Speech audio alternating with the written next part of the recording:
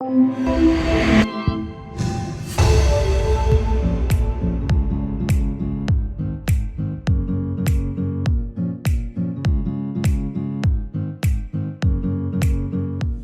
mi nombre es Renzo Guillén Hernández, soy egresado de Ciencia Política y Gobierno y mi título de tesis es Los Cuellos Blancos del Puerto, un caso de cooperación judicial institucional.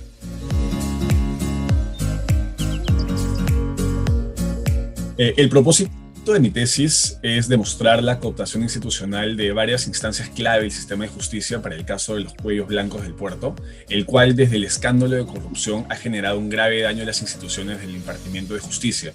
Por ese motivo es que mi tesis tiene como pregunta de investigación cómo es que la red de los Cuellos Blancos del Puerto cooptó parte del sistema de justicia del Perú.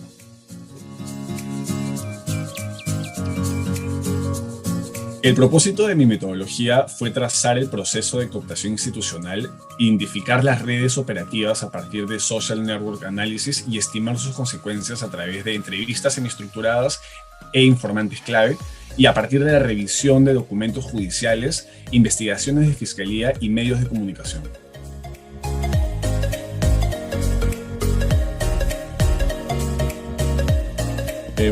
Mi investigación básicamente se sostiene en tres variables.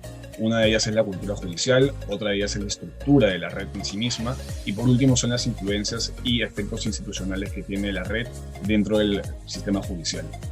Uno de mis grandes hallazgos fue cómo la cultura judicial estructura los esquemas relacionales de la red mediante la creación de un paralelismo funcional entre las labores propias de las instituciones judiciales y los acuerdos informales propios de los mismos actores.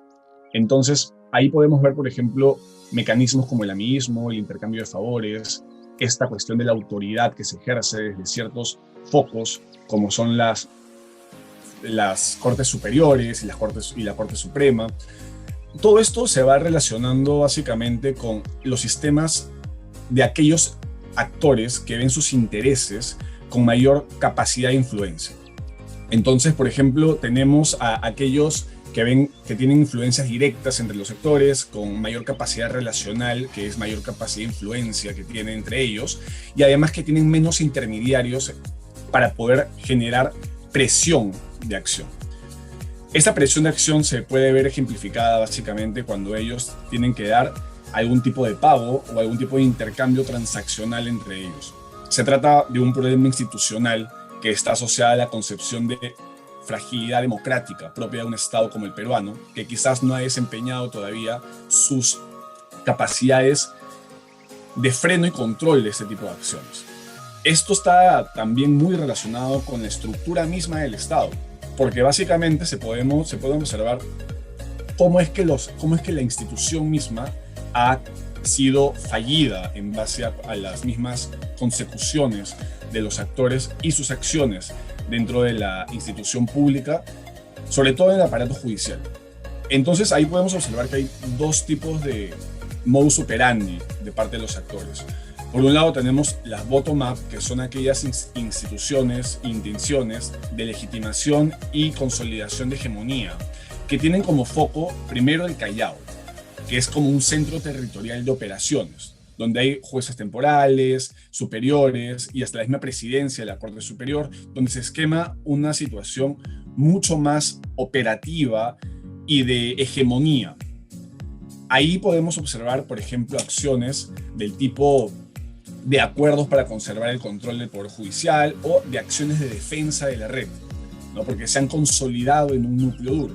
Y por otro lado tenemos acciones de legitimidad, que probablemente están relacionadas más a unas reuniones y salidas amicales, de favores laborales y beneficios en judiciales, que son estas resoluciones express que se relacionaban a los actores y sus influencias en el puerto, y además el soporte político para partidos políticos, ¿no? Valga la redundancia. Esto es muy importante porque básicamente se está generando ahí una lógica transaccionaria entre aquellos partidos políticos que ven en aquellos jueces una forma también de poder escapar o facilitar algunos juicios que tienen pendientes. Y los jueces ven en ellos una garantía y un soporte en caso haya cualquier tipo de investigación. Además, creo yo que es importante relacionar también por un lado, este diagnóstico bottom-up, que es de abajo hacia arriba, y del otro lado también está el top-down. Creo que son dos maneras, dos modus operandi en las que se dio esta cooptación institucional en el sistema judicial.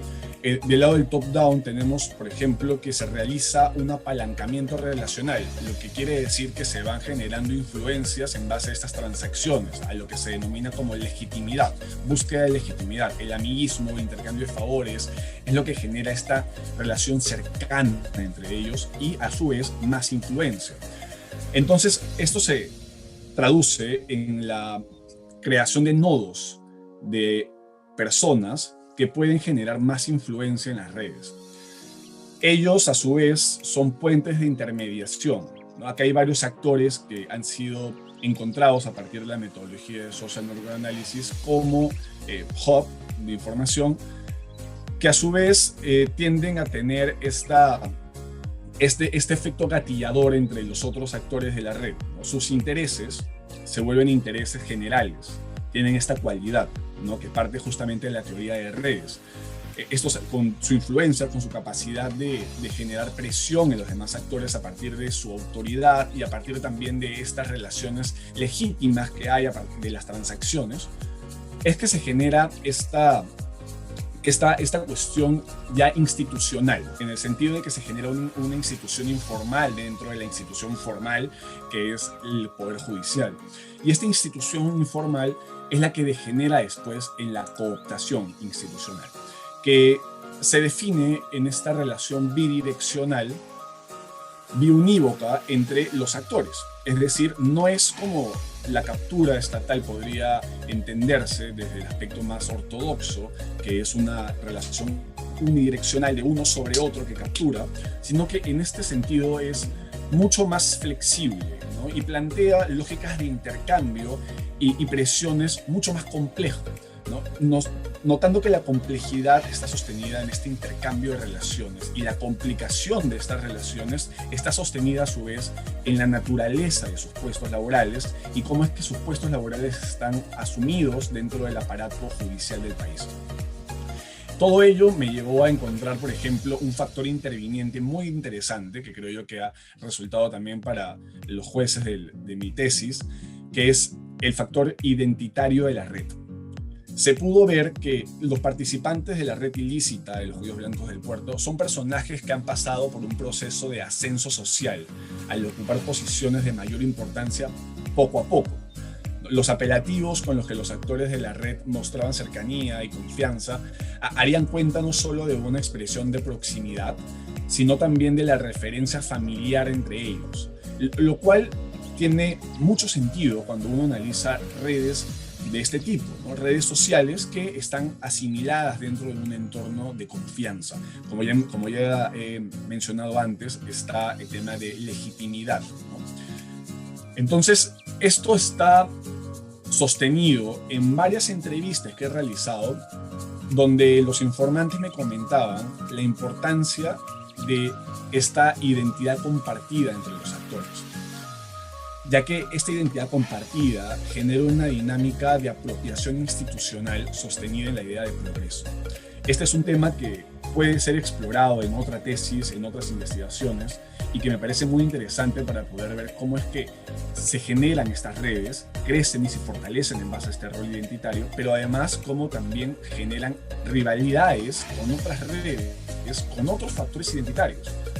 Entonces creo que ahí podríamos encontrar también un vacío de investigación que merece ser llenado por las investigaciones futuras. Bueno, por último quisiera también terminar con esta idea de paradoja del Estado cooptado. Porque al momento de que uno analiza la cooptación como estos factores complejos de relaciones bidireccionales, uno se da cuenta de que es muy complicado cambiar esa noción, porque los actores no son indispensables para el funcionamiento de la red. Por el contrario, los actores son prescindibles. Lo que importa es la estructura en la cual están inmersos.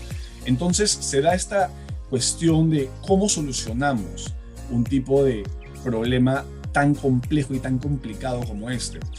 Y es que la paradoja que está inmersa ahí es que todo esfuerzo mecanicista de reforma institucional normativa contribuiría al debilitamiento de las instituciones y al Estado de Derecho y la reproducción misma de la cooptación.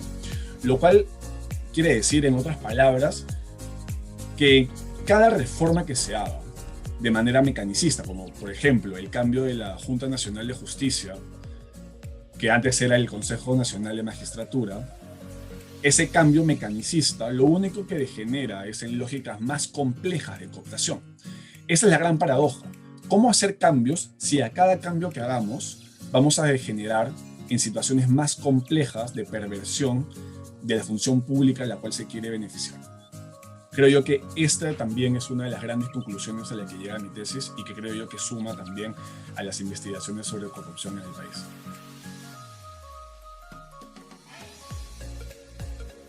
Creo que una de las principales barreras que hay para la investigación actual es esta noción de virtualidad y distanciamiento social, ya que muchas de las investigaciones parten con la premisa de que es necesario tener investigaciones e entrevistas personales con la persona cara a cara.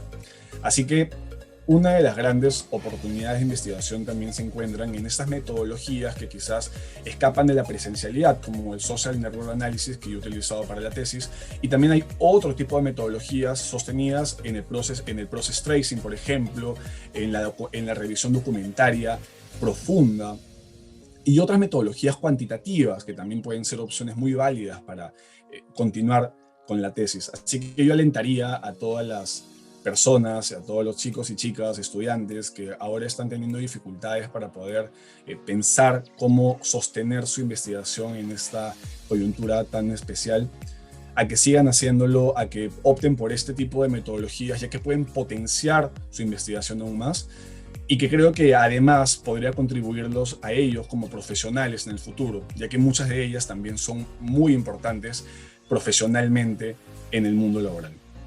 Muchas gracias.